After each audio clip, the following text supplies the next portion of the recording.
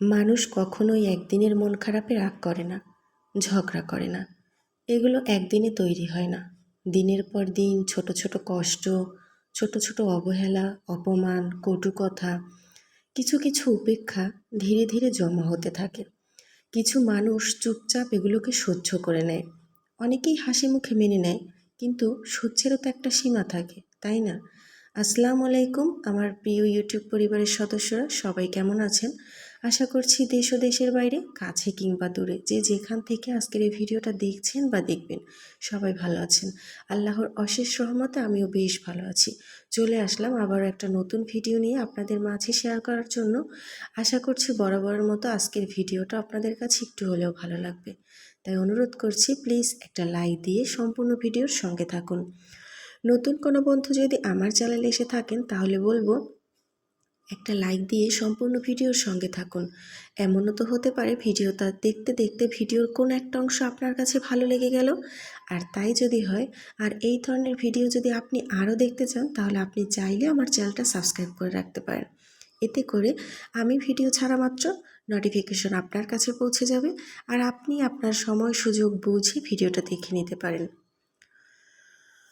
একজন মানুষ যখন দিনের পর দিন অপমান, কটু কথা, ছোট্ট ছোট্ট কষ্ট, অবহেলা, অপমান, এগুলো তার মনের মধ্যে জমা করতে থাকে, যখন সেই সীমাটা একসময় পার হয়ে যায়, তখনই ঘটে কিন্তু বিস্ফোরণ।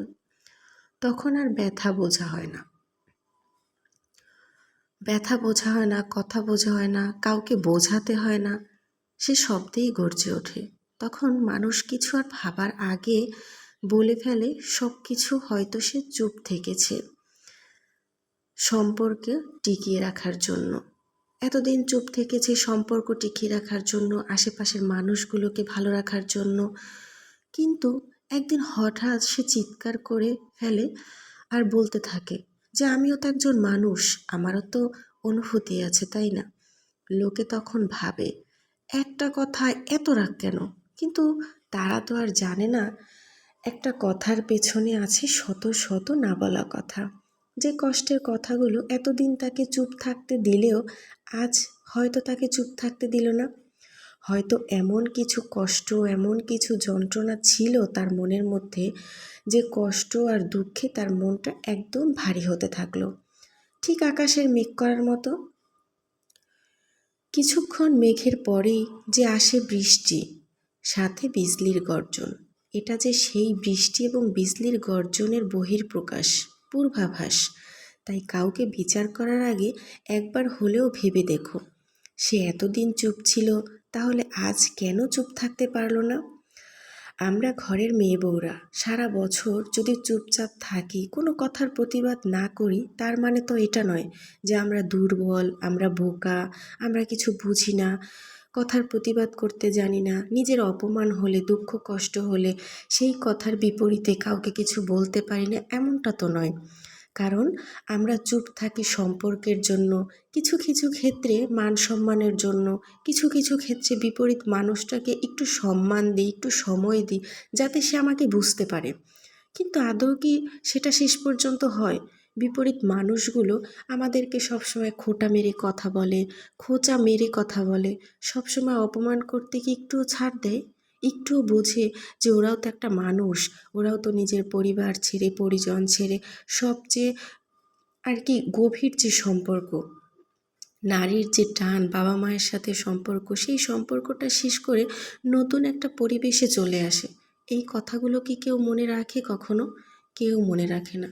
তারা বোঝাই চেষ্টা করে না যে আমরাও একজন মানুষ, আমাদেরও রাগ হয়, আমাদেরও কষ্ট হয়, দুঃখ হয়।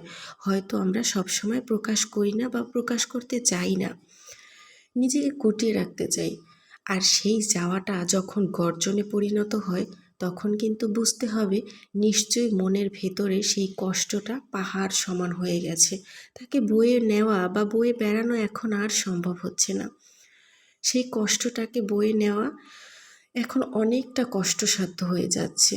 তাই মুখ থেকে গর্জন বেরিয়ে আসছে, মুখ থেকে প্রত্যেকটা কথার বিপরীতে কথা বেরিয়ে আসছে, প্রত্যেকটা অপমানের বিরুদ্ধে অপমান বেরিয়ে আসছে। এটা কি আদৌ আমাদের দোষ? নয় তো। কারণ আমরাও সহ্য করতে করতে একসময় আর সহ্য করতে পারি না, এটাও তো সবাইকে বুঝতে হবে। কথায় আছে ইট্টি খেলে পাটকেলটি খেতে হয়। সব সময় বিপরীত দিক থেকে আমাকে আঘাত করা হবে, বিনিময়ে আমি কোনো আঘাত করব না, এটা তো ভাবা বোকামি, তাই না? আপনাদের সাথে গল্প করতে করতে অনেকগুলো কাজ করে ফেলেছি। আজকে কিন্তু আমার মনটা ভীষণ খারাপ, তাও ভয়েস ওভার দিচ্ছি কারণ ভিডিও একদিন দেইনি, মাঝখানে আরও একদিন দেইনি, এতে করে আমার ভিডিওর চ্যানেলটা ডাউন হয়ে যাবে। আর এতদিনের কষ্টের ফলাফল এই ভিডিওটা আমি তো আর এই চ্যানেলটা আমি তো এত তাড়াতাড়ি নষ্ট হয়ে যেতে দিতে পারি না।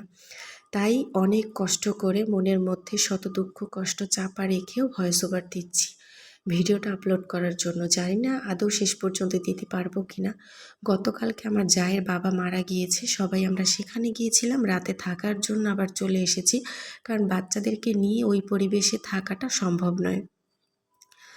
আবার আজকে সকালে চলে যাচ্ছি, আসবো সন্ধ্যাবেলা। যদি সন্ধ্যাবেলা ঠিকঠাক মতো বাড়ি পৌঁছাতে পারি আল্লাহর রহমতে, তাহলে মাগরিবের নামাজের পর এই ভিডিওটা আপলোড করব।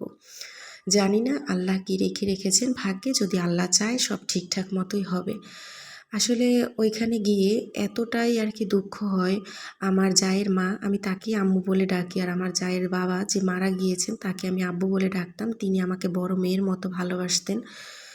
তো সে আম্মুর কান্নাকাটি, আমার জায়ের ভাই বোনদের কান্নাকাটি, আর ওর ভাই বোন বলতে ওরা 2 বোন, একটা ভাই আছে, ও বিদেশ থাকে মালয়েশিয়া, গিয়েছে মাত্র 2 বছর হয়েছে, এখন আওয়া সম্ভব নয়, তাই ও আসতেও পারেনি। তাই সবার কান্নাকাটি দেখে একদম ভারী হয়ে যায়, মনে হয় আকাশটা বাড়িটা। তাই সেই অনুভূতিগুলো আবার বাসায় আসলে আমার মনের মধ্যে ঘুরপাক খায়। আর এই জন্য ভয়েস দিতে এসে আমার ভীষণ কষ্ট হচ্ছিল, তবুও কিছু কথা আপনাদের সাথে শেয়ার করেই ফেললাম। সবার কথা চিন্তা করে ভিডিওটা আপলোড করলাম। তো আশা করি আপনারা ভালোবাসা দিয়ে একটা লাইক দিয়ে আমার পুরো ভিডিওর সঙ্গে থাকবেন। আমি কিন্তু অবশ্যই ফিরে এসে আপনাদের ভিডিওগুলো দেখে নিব।